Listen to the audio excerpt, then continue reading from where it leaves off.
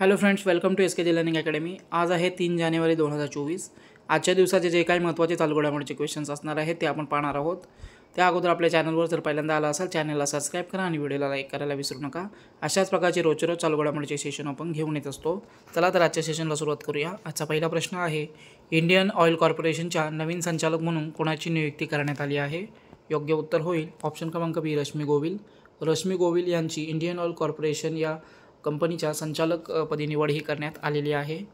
रश्मी गोविल सार्वजनिक क्षेत्रातील कंपनी आहे इंडियन ऑइल कॉर्पोरेशन। या अगोदर त्या IOCL मध्येच कार्यकारी संचालक HRD आणि ER या पदावर कार्यरत होत्या। रंजन कुमार महापात्र यांच्या जागी आता त्यांची संचालकपदी निवड करण्यात आलेली आहे। तर इंडियन ऑइल कॉर्पोरेशन सरकारी कंपनी आहे। स्थापना झालेली आहे 30 जून 1959। मुख्यालय आहे नवी दिल्ली। अध्यक्ष आहेत श्रीकांत माधव वैद्य। पुढचा प्रश्न पाहूया। फेलिक्स त्सेदेकी हे कोणत्या देशाचे राष्ट्रपती बनलेले आहेत? योग्य उत्तर होईल ऑप्शन क्रमांक बी, डेमोक्रॅटिक रिपब्लिक ऑफ कांगो या देशाचे राष्ट्रपती बनलेले आहेत फेलिक्स त्सेदेकी। तर हा एक मध्य आफ्रिकेतील एक देश आहे, डेमोक्रॅटिक रिपब्लिक ऑफ कांगो, आणि या देशाचे हे नवीन राष्ट्रपती बनलेले आहेत। पुन्हा एकदा राष्ट्रपती पदाची निवडणूक हे जिंकलेले आहेत डेमोक्रॅटिक रिपब्लिक ऑफ कांगो। राजधानी आहे किशान्सा, चलन आहे कांगो फ्रँक। राष्ट्रपती आहेत फेलिक्स त्सेदेकी यांची आता दुसऱ्यांदा निवड झालेली आहे आणि पंतप्रधान आहेत अनातोले केलिनेट माकोसो। पुढचा प्रश्न पाहूया। नुकताच देशातील पोलीस महानिदेशक आणि महानिरीक्षक यांचे 58वे अखिल भारतीय वार्षिक संमेलन कुठे आयोजित केले जाणार आहे? योग्य उत्तर होईल ऑप्शन क्रमांक डी, जयपूर। जयपूर या ठिकाणी हे पोलीस महानिदेशक आणि महानिरीक्षक यांचे 58वे अखिल भारतीय वार्षिक संमेलन आयोजित केलं जाणार आहे। राजस्थानमधील जयपूर या ठिकाणी हे 58वे अखिल भारतीय वार्षिक संमेलन आयोजित केलं जाणार आहे। पोलीस महानिदेशक आणि पोलीस महानिरीक्षक यांचे 5 ते 7 जानेवारी 2024 पर्यंत हे संमेलन सुरू असणार आहे। या वार्षिक संमेलनामध्ये दहशतवादी विरोधी कारवाया, नक्षलवादी विरोधी घटना तसेच सायबर सुरक्षा यांसारख्या महत्त्वपूर्ण विषयांवर चर्चा होणार आहे।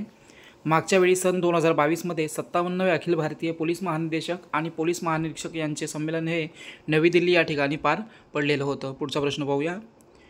कोणत्या राज्यातील सामूहिक सूर्यनमस्काराची नोंद गिनीज वर्ल्ड बुकमध्ये करण्यात आली आहे? योग्य उत्तर होईल ऑप्शन क्रमांक डी, गुजरात। गुजरातमध्ये हे सामूहिक सूर्यनमस्काराचा जो कार्यक्रम आहे हा पार पडलेला आहे आणि या कार्यक्रमाची गिनीज वर्ल्ड रेकॉर्डमध्ये नोंद ही करण्यात आलेली आहे। 1 जानेवारी 2024 रोजी हा सामूहिक सूर्यनमस्काराचा कार्यक्रम आयोजित केला होता। गुजरातमधील 108 ठिकाणी एकाच वेळी 50,000 पेक्षा अधिक लोकांकडून सूर्यनमस्कार केले गेले।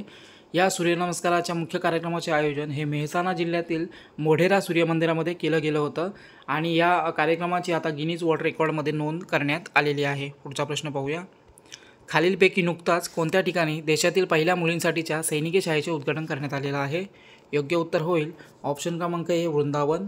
उत्तर प्रदेशमधील वृंदावन या ठिकाणी देशातील पहिल्या मुलींसाठीच्या सैनिकी शाळेचे उद्घाटन हे करण्यात आलेलं आहे। संरक्षण मंत्री राजनाथ सिंग यांच्या हस्ते या अखिल भारतीय बालिका सैनिकी स्कूलचे उद्घाटन करण्यात आलेलं आहे।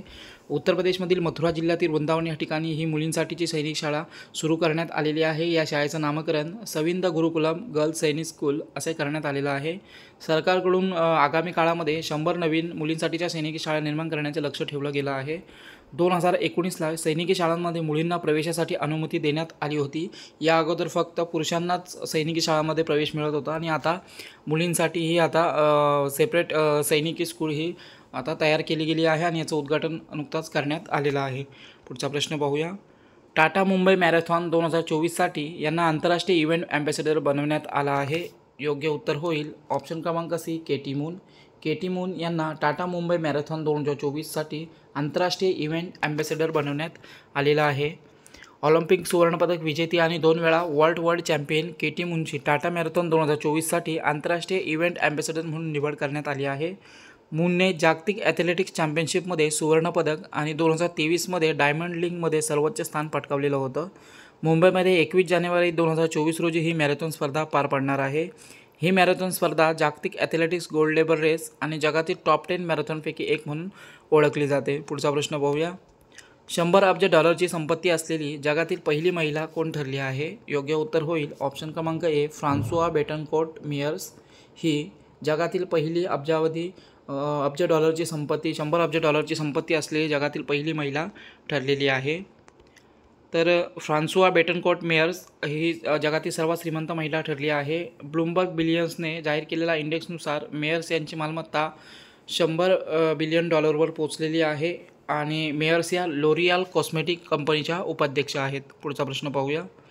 नुकताच CNN बिझनेसच्या CEO ऑफ द इयर म्हणून कोणाची निवड करण्यात आली आहे? योग्य उत्तर होईल ऑप्शन क्रमांक सी, सत्या नडेला.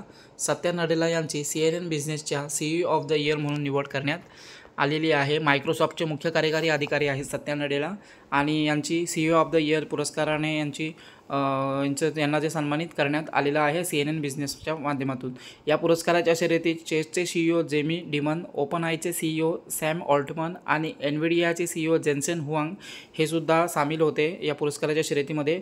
परंतु या सर्वांना मागे टाकत सत्या नडेला यांना हा पुरस्कार देण्यात आलेला आहे. पुढचा प्रश्न पाहूया.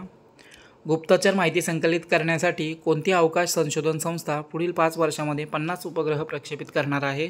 योग्य उत्तर होईल ऑप्शन क्रमांक डी, इस्रो.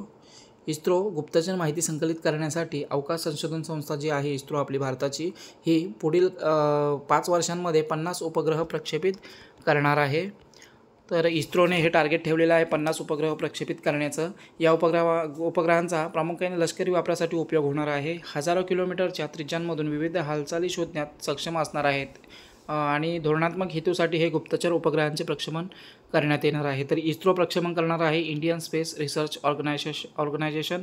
भारतीय अवकाश संशोधन संस्था स्थापना झालेली आहे 15 ऑगस्ट 1969. मुख्यालय आहे बंगळुरूमध्ये. अध्यक्ष आहेत एस सोमनाथ. पुढचा प्रश्न पाहूया. कोणत्या राज्य सरकारने नागरिकांच्या गरजा पूर्ण करण्यासाठी प्रजापालन कार्यक्रम सुरू केला आहे? योग्य उत्तर होईल ऑप्शन क्रमांक ए, तेलंगणा. तेलंगणा राज्य सरकारने नागरिकांच्या गरजा पूर्ण करण्यासाठी प्रजापालन कार्यक्रमाची सुरुवात ही केलेली आहे. तर तेलंगणाचे उपमुख्यमंत्री भट्टी विक्रमार्का मल्लू यांनी इब्राहीमपट्टणम या ठिकाणाहून या प्रजापालन कार्यक्रमाची सुरुवात केलेली आहे.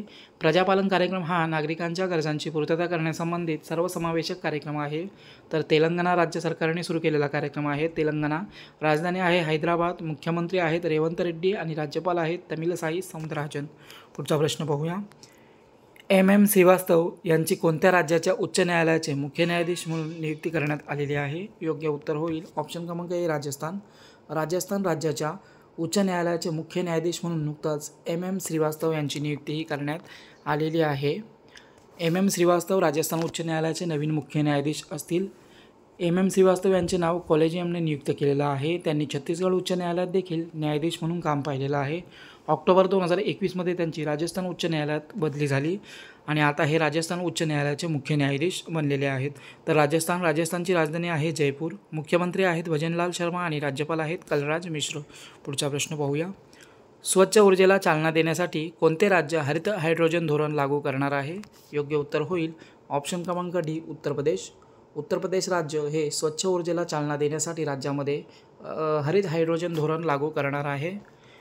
तर स्वच्छ ऊर्जा आणि हवामान बदलाचा सामना करण्यासाठी उत्तर प्रदेशचे मुख्यमंत्री योगी आदित्यनाथ यांनी अधिकाऱ्यांना राज्यात हरित हायड्रोजन धोरण 2023 लागू करण्याचे निर्देश दिलेले आहेत. या धोरणाचे उद्दिष्ट जीवाश्म इंधनासाठी आशादायक पर्याय असलेल्या ग्रीन हायड्रोजनचे उत्पादन आणि वापर वाढवणे आणि त्याला प्रोत्साहन देणे हा आहे. ग्रीन हायड्रोजन हे सौर किंवा पवन ऊर्जेसारख्या अक्षय ऊर्जेचा वापर करून पाण्याचे विभाजन करून तयार होणारे स्वच्छ इंधन आहे. ते ज्वलनाच्या वेळी कोणतेही हरितगृह वायू उत्सर्जित करत नाहीत, जे निव्वळ शून्य कार्बन उत्सर्जन साध्य करण्यासाठी आणि हवामान बदलाशी लढण्यासाठी एक महत्त्वपूर्ण साधन मानलं जातं.